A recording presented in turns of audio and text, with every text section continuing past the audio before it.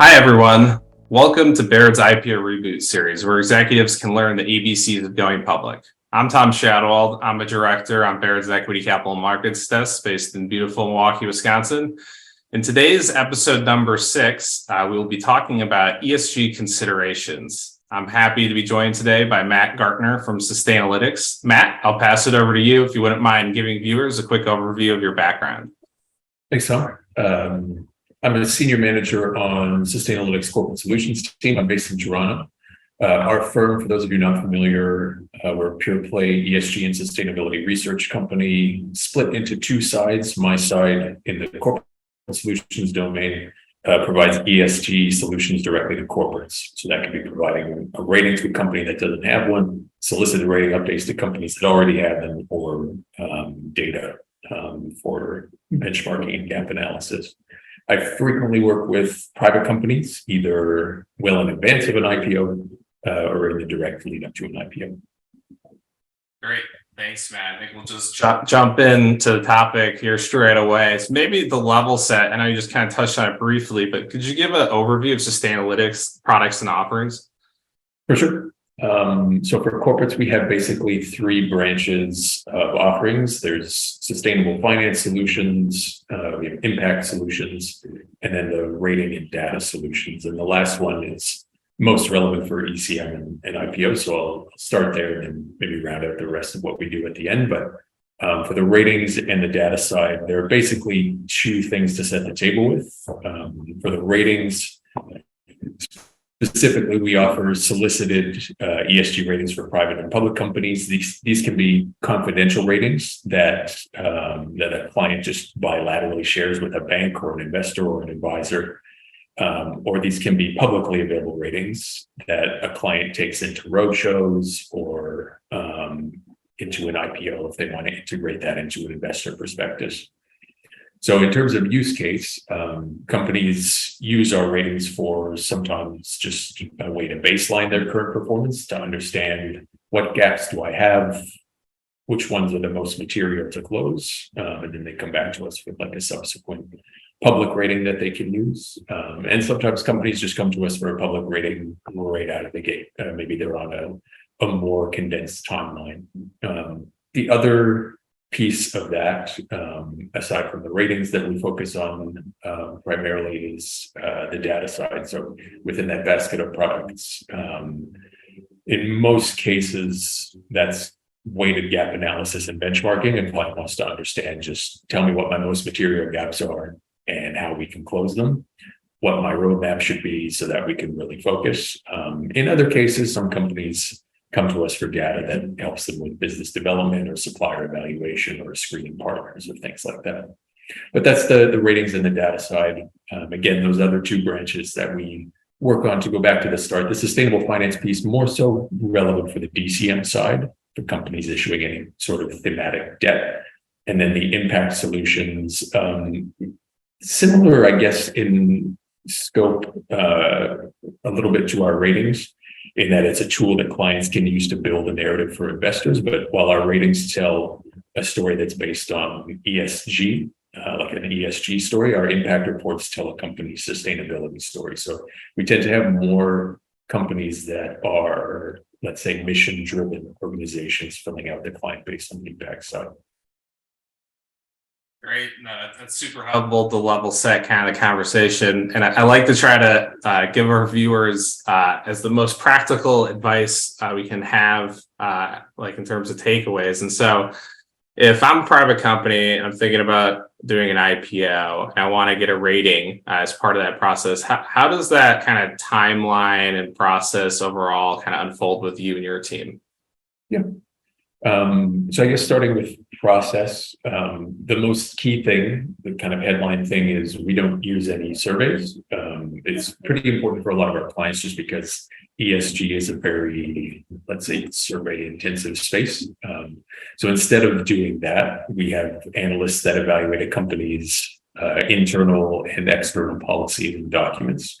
We basically do all the heavy lifting of evaluating those rather than making clients do it in a questionnaire.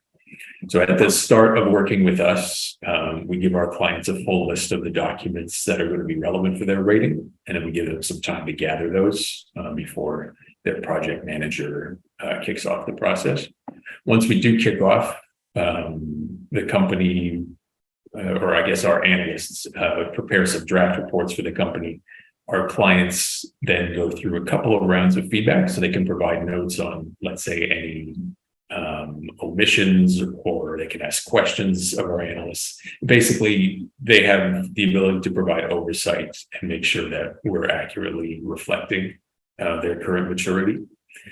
After they provide the feedback, we then present to them the results, like we summarize the results of the rating. We help them understand how to read and use the report, and then also just contextualize their performance in relation to their industry.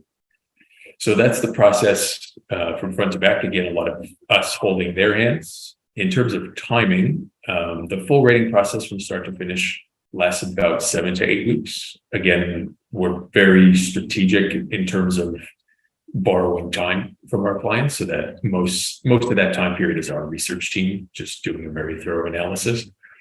But the typical project length is 7 to 8 weeks from front to back. Yeah, that's good to know, because you need to think about how to kind of weave that into your overall IPO timeline more broadly. It's not something that you can kind of do right at the last second. So if you are thinking about it, I think you should try to bring in the team as soon as possible to make sure that you can just sync up on timelines. And so maybe switching topics a little bit, in terms of the ESG policies that investors are most focused on, what are the ones that typically you guys talk about? Yeah, maybe starting, I guess, from the 10,000-foot view and then working our way downward. But at the highest level right now, the most material concerns for investors are climate disclosures and the E part of ESG, I guess, to really oversimplify it. And maybe that's policy-based through the company's, let's say, environmental policy or their GHG reduction program, something like that. It could also be not policy-based, like a net zero pathway or alignment with a framework like the TCFD. It could also be, in some cases, just raw data, like emissions or carbon intensity or water use and water intensity that investors are looking for. It's some of what an investor is looking for in the climate space does depend on the industry or the vertical or the sector into which a company is classified. So for a real estate company, investors will be looking for information about green buildings and physical climate risk. For a mining company, you're mostly looking at like emissions, effluents, and waste, and community impact. But again, the environmental side in whatever iteration of materialities that are in it for an industry is currently the primary concern. Zooming down a little bit further, kind of getting out of that 10,000-foot view, a little more granular. When we evaluate a company, like when we do a rating for a company, there are just some things, regardless of sector, regardless of whether it's a private or public company, that we evaluate. And these are things like a bribery and corruption policy, whistleblower programs, political involvement policies, verification of a company's ESG reporting, a discrimination policy, and environmental policy, and a number of others. But things like those, again, are material for companies, regardless of industry grouping. They're always going to be relevant. Yeah, and I think a kind of question that you might get are in terms of like the most common gaps that you see as companies transition from that private kind of phase of their life cycle to the public phase. What are those gaps typically? Yeah, I think frequently we see this as a gap. It's probably the hardest thing to stand up for private companies as they go public. It's full corporate governance documents. So again, to oversimplify, let's say the G part of ESG. These are often things that are not fully shaped until a prospectus is really in its final stages anyway, just with the way the timing works out. That said, when we rate a private company, there's only one instance in which we would evaluate them on a full suite of governance indicators, and that is the occasion where a company is filing for an IPO and wants to use their rating in a prospectus. But for a private company that works with us, one of the options we provide is the ability to decide if their rating is publicly available. So if they like the score, then we make it available and they can broadcast it. If they don't like it, they can ask us to keep it confidential and they're not obligated to use it publicly. But governance is a big piece. It's a big, yes, gap, but also just a difficult, heavy lift that private companies face. Another one would be things like certification. So let's say an environmental management system certification or ISO certifications. These are things that are highly specific. They're things that most companies just don't think about until much later in their ESG journey. So those tend to be gaps. And then maybe the last gap that I would highlight,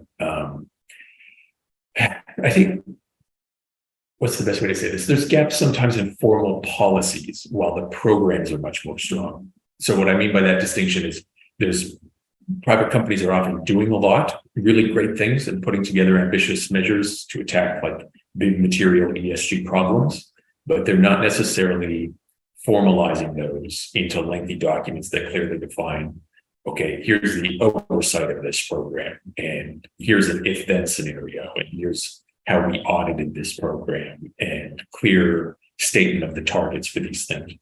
So I guess it's a matter of walking the walk before talking the talk. There's just not a lot of reporting back on a potential gap is reporting back on the great work that companies are doing. Yeah, I mean that's a great point, because obviously a company with great culture that's very focused on these things, maybe it's just everyone lives and breathes it day to day. But when you come into the public spotlight, you really do need to codify a lot of this in writing and make sure you can kind of back check it on a go forward basis too. So like that's a really important point you just made for some of these private company executives. Yeah, we see it take shape a lot again in the prospectus, but when companies are really proactive on it and they think about what are the next steps beyond just having these things around, these things that we do, building out disclosures is key. And I would also say they don't have to be flashy ESG reports that have gone through 10 levels of auditing or 10 committees and consultants reviewing all your programs to vet them against 5 competitors. Ultimately, it's like, are your policies strong? Do the programs have ambition behind them? Rather than whether a company is ticking every box. Or gaps are not terrible. Every company has gaps. It's just a matter of, as you say, codifying the work that's being done. Maybe in terms of like recent trends, any new information investors or other people or consultants are requesting that they have historically haven't wanted, or any kind of new items that companies are thinking about reporting on or have started reporting on? Yeah. Climate again probably starts the conversation here. Like Sustainalytics, this is separate from our ESG ratings, but we're creating this whole kind of wing of research wrapped around low carbon transition and evaluating corporates on their TCFD disclosures. So whether it's from a regulatory standpoint, or it's just based on the mission of the organization, or it's the report of public opinion, or it's predicting the needs of investors, I think corporates writ large are trying to do more on climate and environment. And what I've heard in my conversations is that they're with companies, obviously, is that they're trying to do it with sincerity and with responsible reporting rather than just chasing big, let's say, titles like carbon neutral, which was the trend for a little while. I think investor appetite also turning towards impact. So it's one thing to say, I'm doing X, Y, and Z, or our company's doing X, Y, and Z. It's another thing to show that this is what we've actually accomplished by doing these things. So let me take that out of the abstract a little bit. It's one thing to say, we have really strong diversity programs and inclusion is a really core value of our business. And these are our favorite SDGs. It's another thing to say, the dollars we put into this social impact project resulted in these specific outcomes, and we will continue to double down on and iterate on those outcomes. While investors obviously use data points to screen and filter and consider companies, and they use providers like us to get those data points, they also look at outcomes increasingly so. And likewise, we as providers also look at outcomes through impact. And then maybe one last thing to say on this. I speak with a lot of companies that are just trying to wrap their head around what scope 3 is and what kind of an animal it will be for them. The guidance on that from even the GHG protocol is pretty vague, and companies would really prefer to have some idea of how to do it, even if it's an onerous thing to do. But scope 3 is something that companies are considering reporting, but right now many are unsure of how to gather the data, and especially how to do it well or responsibly. All great points. And I can say I'm learning a thing or two here on the call today as well. So, and then at the end of each episode, I like to ask the same question to each of the outside participants, and doesn't have to be limited kind of to today's topic. You don't want it to be, but in terms of like the 3 most important kind of tidbits or pieces of advice you'd give a company that's thinking of going public, what are those? Sure. I guess the first thing would be good ESG management is less of a nice to have than it is a must have once you become a public company, and increasingly so even before you go public. And it's not just about like reducing your GHG emissions, it's about building strong, diverse boards and reporting out on more information than your company's leadership probably considers material. And there are some stats that we have that track mentions of ESG and sustainability in S1 prospectuses filed to the SEC in like this year and this year and this year and this year.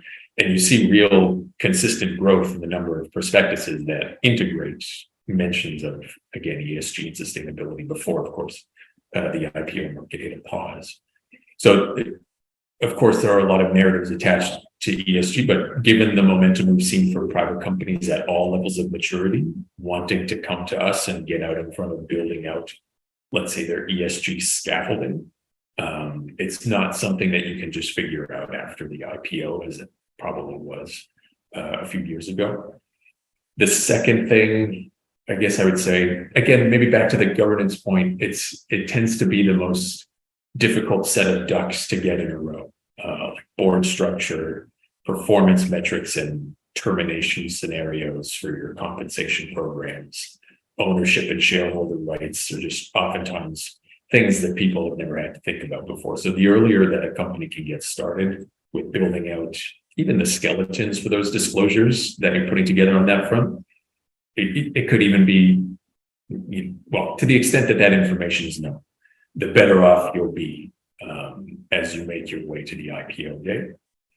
And then I guess the third last thing, well, I guess I gestured towards this earlier. It's a common misconception that from an ESG evaluation and rating standpoint, that companies need to have 100% of the relevant documentation to do a rating, or that they need to have full integrated reports and glossy documentation for everything. We've worked with private companies that were totally new to ESG and went on a mini journey of setting out a confidential rating baseline before they even thought about broadcasting that rating publicly.